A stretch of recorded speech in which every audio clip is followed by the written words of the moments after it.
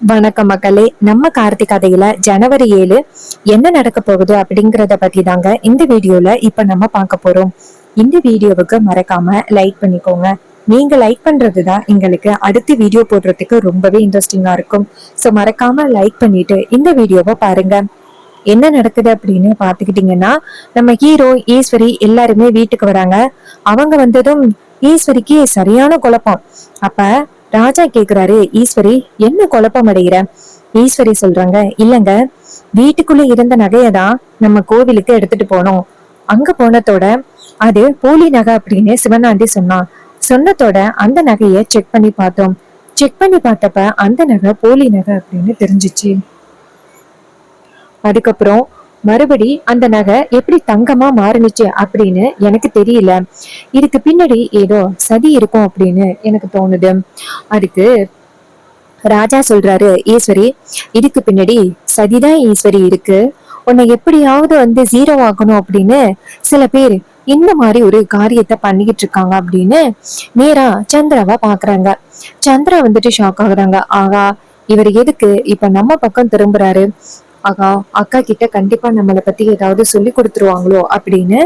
ஆமாக்கா, இதுக்கு பின்னாடி கண்டிப்பா சதிதாக்கா இருக்கு. நமக்கு பல வகையில துரோகம் பண்ணிக்கிட்டு இருக்கேன் அந்த பரமேஸ்வரியோட குடும்பம்.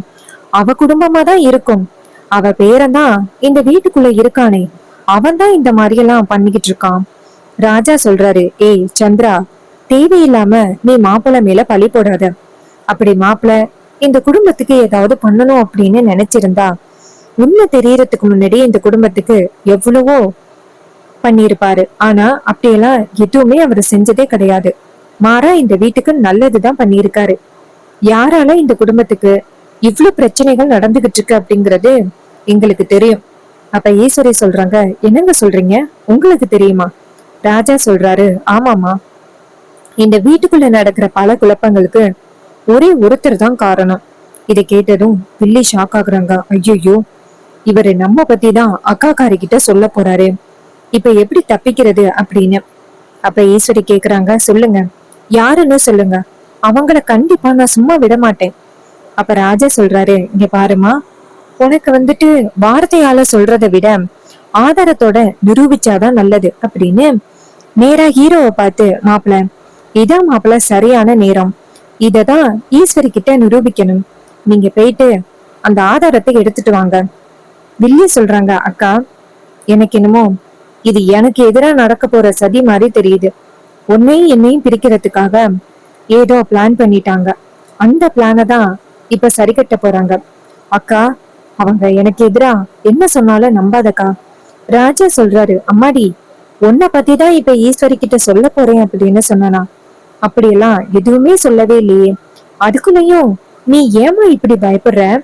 உன்னை பத்தியெல்லாம் எதுவும் நாங்க ஈஸ்வரி கிட்ட சொல்லல. இது கேட்டதும் சந்திராவுக்கு பயம். கண்டிப்பா ஏதோ பண்ண போறாங்க அப்படின்னு.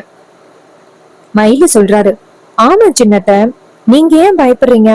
உங்களை பத்தி எங்களால அத்தைக்கிட்ட எதுவும் சொல்ல முடியுமா? அப்படி சொன்னாலும் நீங்க சும்மா விட்டுருவீங்களா? அப்படியெல்லாம் நாங்க எதுவுமே சொல்ல போறது இல்ல. நீங்க பயப்படாதீங்க அப்படின்னு. அப்ப வில்லிக்கு ரொம்ப பயமாகிறது. அக்கா காரிக்கிட்ட எதையும் ஆதாரத்தோட நிரூபிக்க போறாங்களோ அப்படின்னு. அப்ப நம்ம ஹீரோ நேரா அவங்க அத்தை கிட்ட, இங்க பாருங்கத்த, இதுதான் இந்த வீட்டோட சிசிடிவி.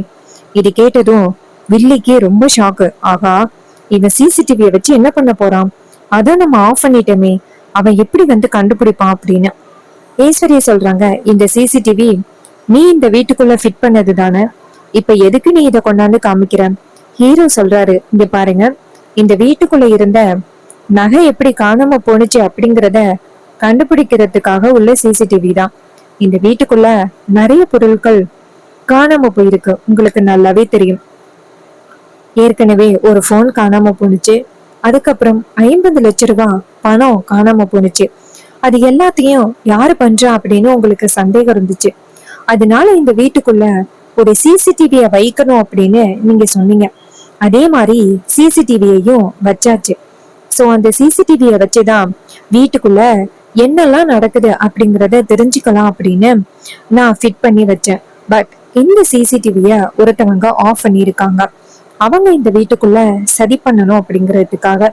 இது கேட்டதும் வில்லி ஷாக் ஆகுறாங்க. ஆகா, நம்ம பக்கம்தான் வரான், எப்படியாவது சமாளிக்கணுமே அப்படின்னு.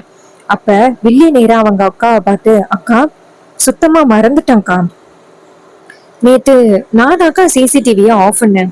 பட் அதுக்குள்ள இப்படி எல்லாம் இவன் கதை கட்டுவான் அப்படின்னு நான் நினைக்கல. ஈஸ்வரி சொல்றாங்க, சரி, எதுக்கு நீ சிசிடிவிய ஆஃப் பண்ண? அதுக்கு வில்லி சொல்றாங்க, இல்லக்கா, அது வந்து சிசிடிவி இனிமே எதுக்கு, அந்த டிரைவர் பையதான் இப்போ இந்த வீட்டுக்குள்ள இருக்கிறானே, அவனால தானே இவ்வளவு பிரச்சனைகளும் நடந்துகிட்டு இருந்துச்சு. இப்பதான் சிசிடிவி தேவையில்லையே அப்படின்னு நினைச்சிட்டு ஆஃப் பண்ணக்கா. மயிலு சொல்றாரு, அத்தை, இது எல்லாமே பொய்.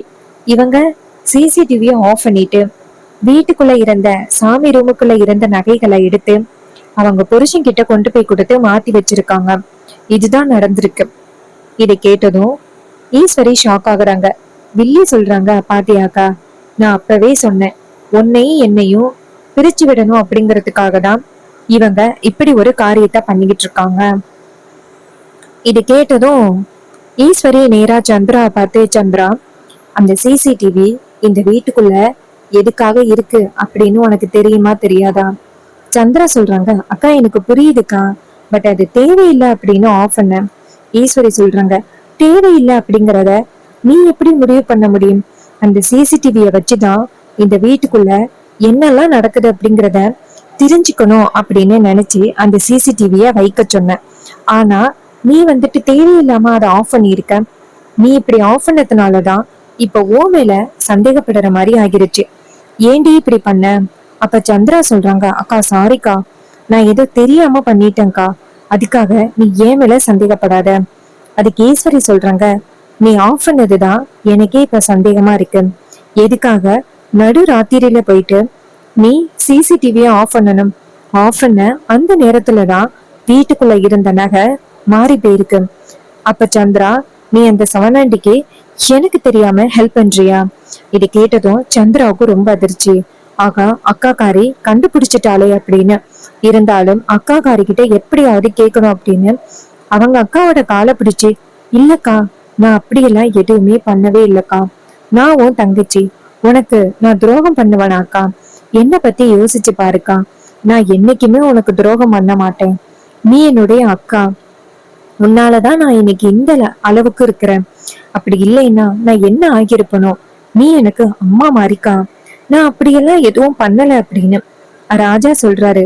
ஏய் சந்திரா, போது நடிச்சது. உன்னை பத்தி ஈஸ்வரிக்கு இன்னும் தெரிஞ்சிருக்கும்.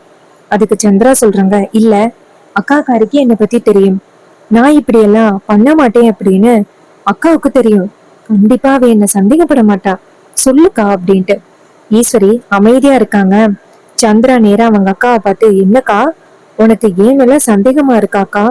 உன் தங்கச்சி உன்னை ஏமாத்திருப்பா அப்படின்னு தோணுதாக்கா? ஈஸ்வரி சொல்றாங்க, இங்க பாரு சந்திரா, நீ இப்படி பண்ணுவ அப்படின்னு நான் நினைக்கவே இல்லை. இந்த மாதிரி சிசிடிவிய ஆஃப் பண்ண நேரத்துலதான் வீட்டுக்குள்ள இருந்து அந்த பொருள் காணாம போயிருக்கு. சோ உனக்கும் அந்த சிவனாண்டிக்கும் தொடர்பு இருக்குமோ அப்படின்னு எனக்கே இப்ப சந்தேகமா இருக்கு. ஏன் சந்திரா நீ இப்படி பண்ற? நீ என்னுடைய தங்கச்சி தானே, உனக்கு நான் என்ன குறை வச்சேன்? உன்னை எந்த அளவுக்கு நான் நல்லபடியா பாத்துக்கிட்டேன். ஆனா ஏண்டி நீ இப்படி பண்ற? அப்போ வில்லி அவங்க அக்கா கால்ல டக்குன்னு விழுந்து, அக்கா, என்னை மன்னிச்சிருக்கா, இதுக்கப்புறம் நான் இந்த மாதிரி எந்த தப்பும் பண்ண மாட்டேங்க்கா, நான் சாதாரணமா ஆஃப் பண்ண அந்த கரண்ட இவன் ஏதோ பிரச்சனை பண்ணி பெருசாக்கணும் அப்படிங்கறதுக்காக உனக்கும் எனக்கும் பிரச்சனையை இழுத்து விடுறாக்கா.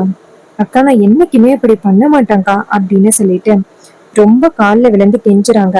சோ இத பார்த்துட்டு ஈஸ்வரி நினைக்கிறாங்க, சரி விடு, இதுக்கப்புறம் நீ இந்த மாதிரி தப்பு பண்ணக்கூடாது. அவங்க தங்கச்சி சொல்றாங்க, இல்லக்கா, இதுக்கப்புறம் நான் இந்த மாதிரி ஒரு வேலைய நான் என்னைக்குமே பண்ண மாட்டாங்கக்கா அப்படின்னு சொல்லிட்டு அவங்க அக்காவோட காலில் விழுந்து கெஞ்சுறாங்க. சோ இந்த கதை உங்களுக்கு பிடிச்சிருந்துச்சுன்னா இந்த வீடியோவுக்கு மறக்காம லைக் பண்ணிக்கோங்க. நீங்க லைக் பண்றதுதான் எங்களுக்கு அடுத்து வீடியோ போடுறதுக்கு ரொம்பவே இன்ட்ரெஸ்டிங்கா இருக்கும்.